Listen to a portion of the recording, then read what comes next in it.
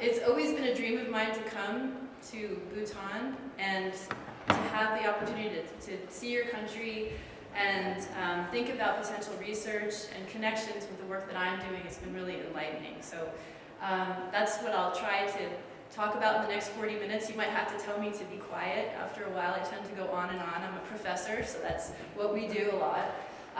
But I am, just a little bit about me. I'm from Canada originally. I now live in San Francisco, California.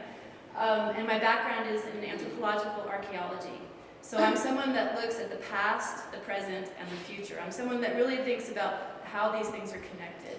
So I don't just study archaeology for archaeology's sake. I want to learn about the past for future conservation. That's the idea. And so I've worked in academia as a professor. I've worked in what they call cultural resource management in our country. So it's basically archaeology and cultural resource management that's done by private firms. Whenever a building is constructed, for example, or a highway, archaeologists go in beforehand and they figure out if there's going to be any cultural impacts on those places. I've also worked for a Native American tribe for about 6 years. And now I work in a museum and natural history institute at the California Academy of Sciences. So my background is from, a lot of my work is with hunting and gathering communities and very mobile communities in the Western United States and globally. Just from broad strokes, the work that I do is about human autonomy. It's about the past, the present, and the future of human autonomy and well-being. And so I ask questions like, how do people make decisions about the foods that they're going to eat, how they're going to make a living, how they're going to take care of their children, how autonomy can be threatened, and how they maintain those things. I'm very interested especially in how women maintain autonomy in communities for children.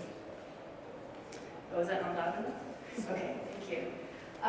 So a lot of this work is connected to what I would say just broadly is about ecocultural diversity and resilience. So how do we learn from the past to better manage the future? And so I've been very fortunate to work with indigenous communities who have long-term historical knowledge, generations and generations of knowledge for maintaining environments, constructing ecosystems that really can heal the environment from cultural burning, forest gardens, clam gardens, all of these different facilities and activities that have been done in the past, and unfortunately in our country have been really, for the most part, quashed. So because these practices were stopped, our environment in many places is in dire straits. So you may have heard about, I don't know if you've heard about the California wildfires, for example, that we have. A lot of that is because of mismanagement of the forests, because we're not listening to indigenous people, and because we're not doing the right thing right now, and we know that we need to make a difference. So this is a big topic of interest of mine and my students, the students in my laboratory. I'm also interested in ancestral foodways, because who doesn't love food, right? It's all about what we eat, and I'm really interested in those traditions, those cross-cultural traditions. So a lot of my work, my publications and my students' publications, my postdocs' publications are about the topics that you see up here. But again, I'm interested in the broader impacts of this research. So what can we learn from the past to foster healthy communities, restore ecological landscapes, pass knowledge on to future generations, and support subsistence and economic autonomy? And that's why I'm just so happy to be here at the G&H Center, because I know these are topics that you think about quite a bit. It's also why I was really excited to go and move to the California Academy of Sciences. So I was a professor at Washington State University. Now I'm at the California Academy of Sciences. I don't know if has anyone been to San Francisco before, or the United States? Well, you should come. I welcome you all. If you want to come, please come. It's a beautiful area. This is San Francisco, the Golden Gate Bridge. I don't know if you've ever seen a picture of that before. And on the right-hand side, the bottom right, is a picture of the California Academy of Sciences, and you can see they have a living roof on top where we have all native plants planted on the roof. It was founded in 1853, which is, I know, young for Bhutanese people, but for us it's pretty old. It's the largest, oldest, and it's the largest and oldest natural history museum in the Western United States, and it's among the largest in the world. So if you come, when you come to America and you visit me at the California Academy of Sciences, you would, you might, visit and you would see, this is the approach to the California Academy. In the entrance, you would be greeted by a large T-Rex. We have dinosaurs, we have a rainforest, we have an aquarium and a planetarium. And this is what most of the visitors to the Academy see. What they don't know about is the research that backs up the Institute. And this is where I work with other scientists at the Institute for Biodiversity and Biodiversity Science and Sustainability. It's a big word, it's a big phrase here, or IBSS. And so we're one of the few natural history museums that really has a mission with a purpose. We have a director right now that's, it's very important to him and the people that work at the Academy that the science is driven by regenerating the natural world. And that we collaborate with communities globally and locally, and that we promote science and learning to the people that visit the Academy and the other people that we communicate with all over the world. One thing that we know in the United States and most of the Western world is that we need to have a radical reimagination of our relationship to nature. So in our culture, in much of the West, you see humans above nature. So indigenous people, though, say that we have to think about the relationships, how we are in this community of plants and animals and within that landscape. So rather than just being extractive and taking everything we can out of environments, we have to have this radical reimagination, and that's the only way that we're really going to heal the world and make progress in the future. The departments, so I'm in anthropology, and you'll see all of these other departments at the Academy. We all work within evolutionary relationships, systematics, biodiversity, and conservation. And one thing you'll see here is that there's only one department with social scientists, and so I have a big job. I and the people that I work with have a big job, and it's to explain to all of these other people, the people that study birds and fish and bugs and everything, that you need to understand people, right? Those relationships with people, and how we affect those communities. So that's a big part of what I do. With biodiversity sciences, there's just some things that we do. A lot of our scientists describe new species to science, and we publish, and we have research grants, and we bring in graduate students and postdocs. So we're really lucky to have those capabilities. So I'll talk a little bit more about some of that in a second here, but a lot of our work is just based on collections. So there are natural history collections. We have specimens from all over the world. Actually, our anthropology collections, we don't have that many compared to the millions of bugs and insects that we have and that sort of thing. But that is growing. We also have numerous facilities for research, collections, and training. And you see what I'm doing here? I'm trying to encourage you to come and visit us. So everything from scientific research expertise, expedition expertise, geospatial computing and scanning, to scuba. We have core science laboratories and microscopy laboratories. But the ones I wanted to highlight here are the Center for Comparative Genomics. So we have scientists that visit from all over the world. So you can see the map of the world with the green countries. Those are people from those countries have come to the Academy to study the genetics of different plants and animals, of collections and of living specimens, to explore their biodiversity and genetic relationships. So this is a very vibrant part of the Academy's work. And I do work, the work that I've done so far with the Genome Center is on fisheries and identifying the fish species to using genetics. A lot of the work that we do, again, is about public education and outreach. So, you know, when I was in academia, And I don't know what it's like here in Bhutan, but a lot of the professors were very much, will we publish? And that's all we need to do. We don't really need to bring that to the wider audience. At the Academy and a lot of museums, this is about public science. So what is it? Is it worth anything if it's only us that learn about these topics? It's only us that learn about the great science that we're doing? And I feel strongly, and a lot of people do, that no, we need to reach out to the public and explain why science is important. And we do that through exhibits and programming for people that are coming to the museum. But we also have a Center for Biodiversity and Community Science. We have a program called iNaturalist that I would love to talk to some of you about. At some point, we spoke a little bit about it at dinner. K through 12 field trips. We also have a social media team where they do TikTok videos, science videos. This is stuff that really makes me uncomfortable, but we get we reach a lot of young people, and that is important to reach young people, of course. And then, of course, the training and the scientific publications that we do. I do also want to make special mention of the Lakeside Fellowship. So I talked to Mr. Wandy about this. The Lakeside Fellowship would be open to Bhutanese scholars, and it provides an opportunity to come to San Francisco, and a social scientist would be somebody that would work with me. I could support that person.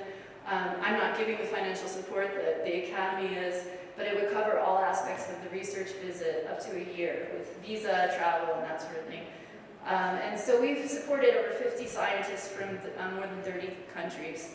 And people can be of any academic rank, early career scientists, senior scientists. So this is a nice pathway for people to possibly come to the Academy and collaborate. So why am I here? Bhutan and California. You might be like, what is this California person doing here, right? What does this have to do with Bhutan? And I hope I sort of gave you the groundwork of why I'm here, why I think the work that you do here at the GNH Center is so intriguing, so important in your country's philosophy that I've learned a lot about and that we need to know more about in California. So this is I'm not putting up the USA flag, this is the state of California flag. And that bear right there is the extinct California grizzly bear. Went extinct about 100 years ago, sadly. But I bet you didn't know, there's 38 global biodiversity hotspots in the world. Bhutan, of course, is one. Himalayas are a vibrant global biodiversity hotspot. And so is the California Floristic Province. So this is an area, these are areas, of course, where you have a great deal of plant and animal diversity that face severe threats.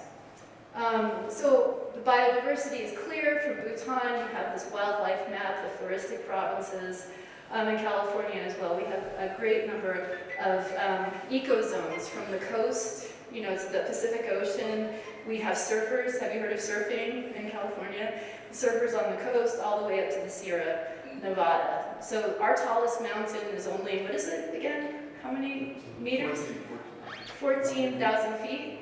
Mount Whitney, so it pales in comparison to the mountains that you have here. But we do have that biodiversity and ecological diversity that's really important. I also learned from my friend Tashi here that the blue poppy, we both have poppies as our official flower, so this is your official flower, and the California poppy, which I think I see blooming around here, right? And Thimphu, is that the same plant? Which really intrigues me. I had no idea it was here, but we claimed it for California, so it's the California poppy. Those are sort of similarities. We also have a great deal of cultural diversity. So, of course, in your country, you have incredible cultural diversity. I was learning a lot about this week, and I've been reading about it, and it's just incredible, the linguistic and cultural diversity that you have here and that you've been able to maintain. In California, we are actually, that map right there, under diversity, that is a map of all of the linguistic groups in California, the Native American linguistic groups.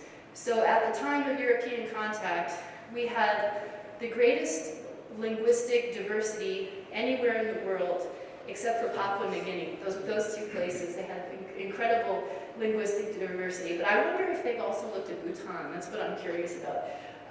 So we have Native Americans that still live in California. A lot of these groups are still living. Many people think that Native Americans were completely wiped out. They weren't. They persisted and to this day. And so I work with these communities and with these tribes. We also have in California and the United States, we're a melting pot of cultures. So today, this is actually the crest of the Bhutanese Association of California. So we have Bhutanese people and many people from all over the globe that live in California. So we have modern diversity and ancestral diversity. Management approaches, though, are quite different. Of course, I'm learning a lot about your G&H approach and philosophy here, and how ecological sustainability is positioned compared to resource extraction. And quite frankly, so this is the National Forest Service is one of our major land management agencies. They oversee the forests, many of the forests in California and the United States. And their motto is literally land of many uses. In other words, they're looking at how can we use those forests. And that has made things very difficult for our forests today, those policies. As well as the Bureau of Land Management, and you can see here, their mission is very similar. It's about extracting resources, and you can even see, mining is a big part of their land management and their values, and actually cutting down forests. So we realize, people are slowly realizing, it's only taken a couple hundred years, that we need to have a different approach to conservation. And in California, we have something called the 30 by 30, 30 by 30 initiative, and our goal is to conserve 30% of the state's lands and waterways by 2030. Of course, that pales in comparison to Bhutan's, I think, is this correct? 71% of forest cover, and what you've been able to conserve in this country. Again, the Academy is taking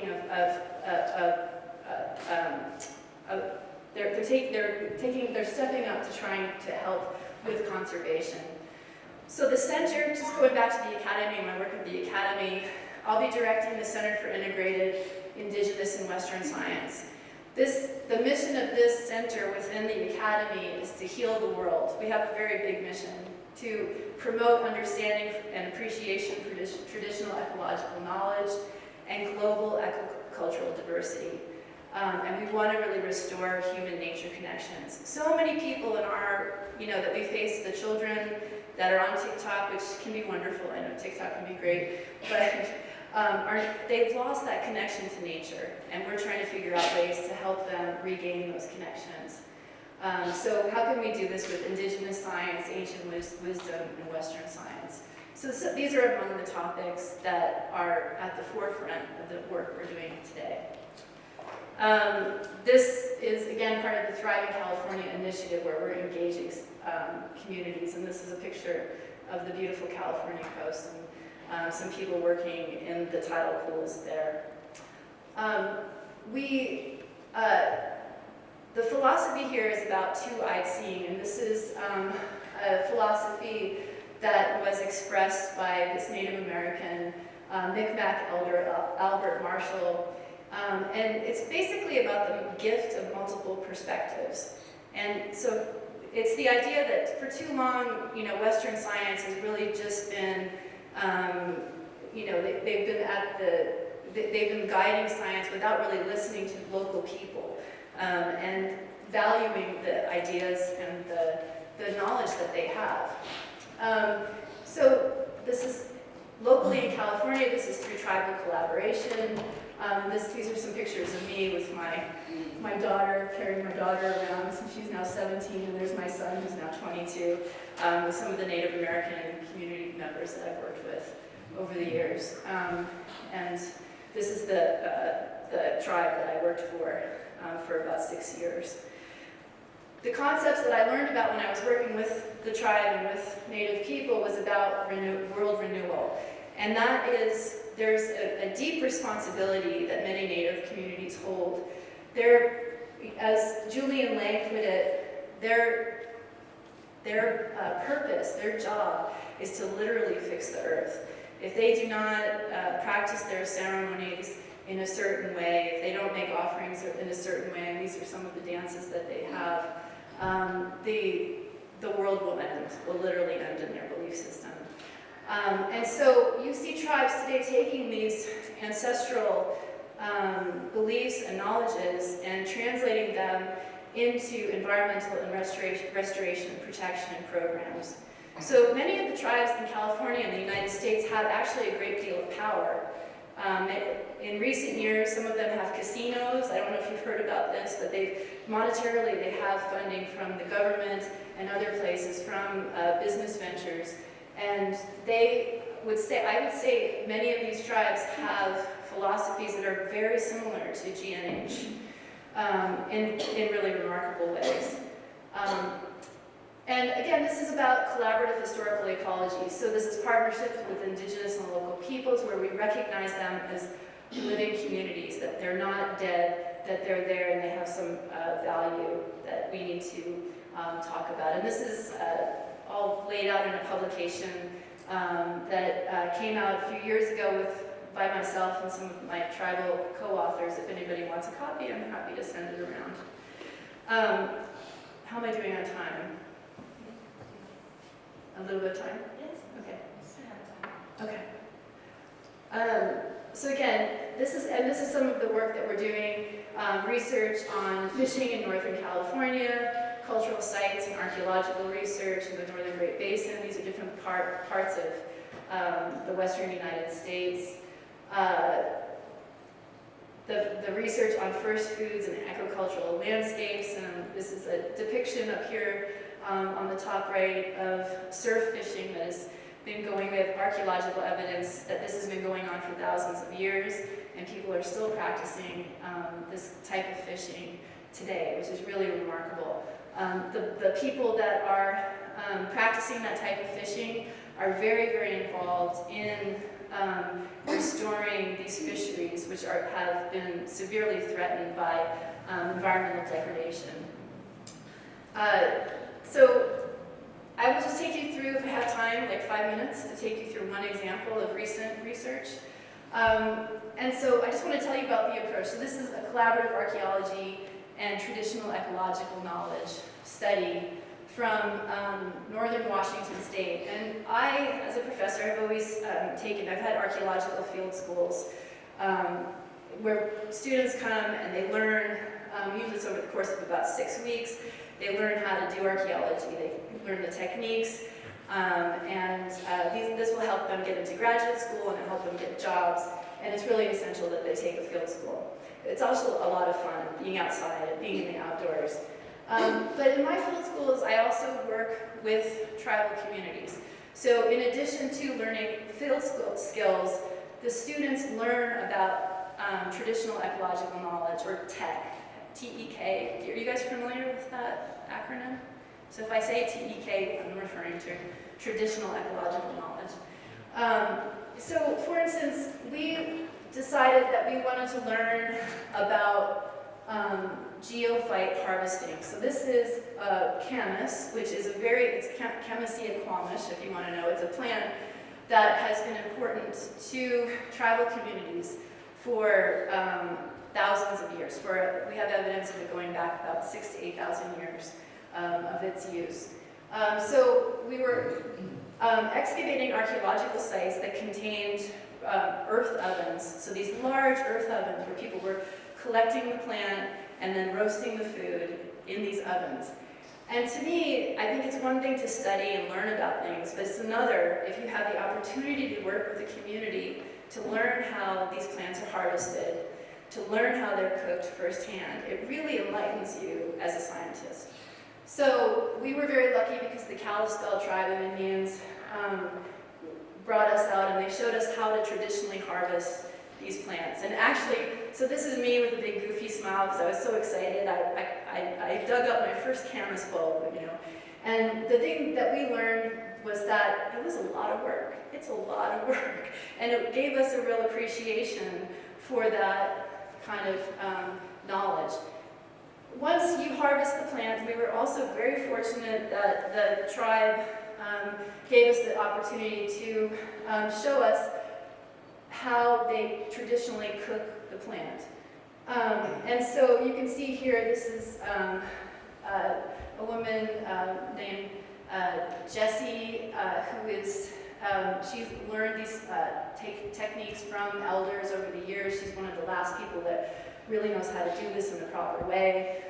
All of the plants that you see here, these are alder trees. They have to be cut in a certain way. They can't be just any old tree. They're laid out in a certain way. And by the way, these we just dug this with a little track, like a backhoe. So they traditionally would have been round holes. And here they are putting ferns in here. They have to be laid on top of the stones. This reminds me of the hot stone bath we had the other day. This isn't hot stone cooking, but it's below ground cooking of food, which is actually a very ancient and widespread practice globally.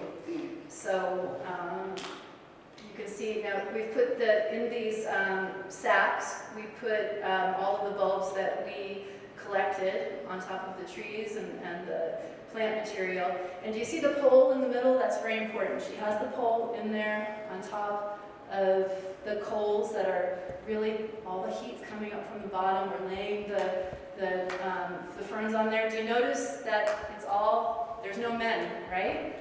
All of our male students, they were allowed to help dig the hole, but they could not help cook it. That was very important. So that was another learning moment for us. And here we are, we sealed it up with more dirt. And here you see the steam coming up. She carefully took this out, and then she's going to steam. She pours water in there, and that's going to steam the food from below. And that's how she knows it's cooking well. At this point, over the course of 3 days, you have to tend the fire. So you put a fire on top of that, so you have thermal energy coming from below, thermal energy coming from the top. Once she's done with this. And of course, we wouldn't have had plastic containers in the past. This would have been a lot of work. They would have had baskets to bring this up. And here she is with the cooking fire. And we had to tend this fire. All of the students were there learning how to do this. They learned how much work there was to this.